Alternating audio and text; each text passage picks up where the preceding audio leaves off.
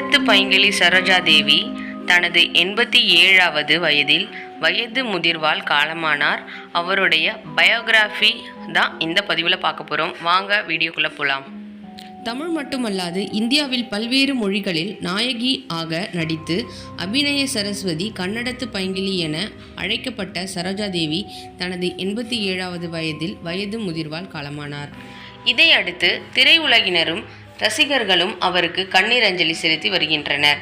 தமிழ் திரையுலகம் மட்டுமல்லாது தெலுங்கு, கன்னடம், மலையாளம், இந்தி என பல மொழிகளில் நடித்து புகழ் பெற்றவர் சரோஜா தேவி. கன்னட படமாக மகாகவி காளிதாஸ் படத்தில் அறிமுகமானார். தனது முதல் படத்திலேயே தேசிய விருதை வென்றவர் என்பது குறிப்பிடத்தக்கது. 1958ஆம் ஆண்டு வெளியான எம்ஜிஆரின் நாடோடி மன்னன் படத்தில்தான் தமிழில் அறிமுகமானார். ஸ்ரீதரின் கல்யாண பரிசு அவருக்கு மிக பெரும் பெயரை பெற்று கொடுத்தது. புரட்சி தலைவர் எம்ஜிஆருடன் 26 படங்களிலும், சிவாஜி கணேசனுடன் 22 படங்களிலும் அவர் நடித்துள்ளது குறிப்பிடத்தக்கது. எம்ஜிஆர், சிவாஜி, ஜெமினி கணேசன் என பல முன்னணி நடிகர்களுடன் நடித்தார்.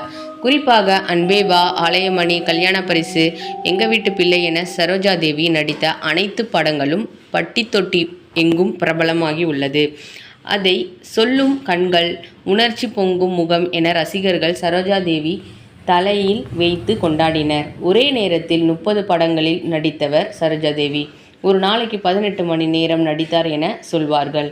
தமிழ் கன்னட திரையுலகில் முதல் பெண் சூப்பர் ஸ்டார் என்றும் பெருமை பெற்றவர். நடிகை சரோஜா தேவி இந்திய அரசின் பத்மஸ்ரீ, பத்மபூஷன், வாழ்நாள் சாதனையாளர் விருது உள்ளிட்ட பல்வேறு மத்திய அரசின் விருதுகளையும் மாநில அரசுகளின் விருதுகளையும் அள்ளி குவித்துள்ளார். இதுவரை 200 படங்களுக்கு மேல் நடித்துள்ள சரோஜா தேவி கடைசியாக சூர்யாவின் ஆதவன் படத்தில் நடித்திருக்கிறார். 60 ஆண்டுகளுக்கும் மேலான தமிழ், கன்னடம், தெலுங்கு, மலையாளம், இந்தி படங்களில் நடித்த இவர் பெங்களூரில் குடும்பத்துடன் வசித்து வந்தார்.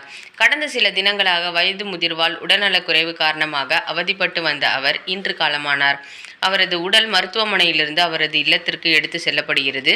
சரோஜா தேவியின் மறைவை தொடர்ந்து பிரபலங்களும் ரசிகர்களும் அவருக்கு கண்ணீர் அஞ்சலி செலுத்தி வருகின்றனர். வேறொரு பதிவுடன் உங்களை நான் மீட் பண்ணுறேன். அது வரைக்கும் நன்றி, வணக்கம்.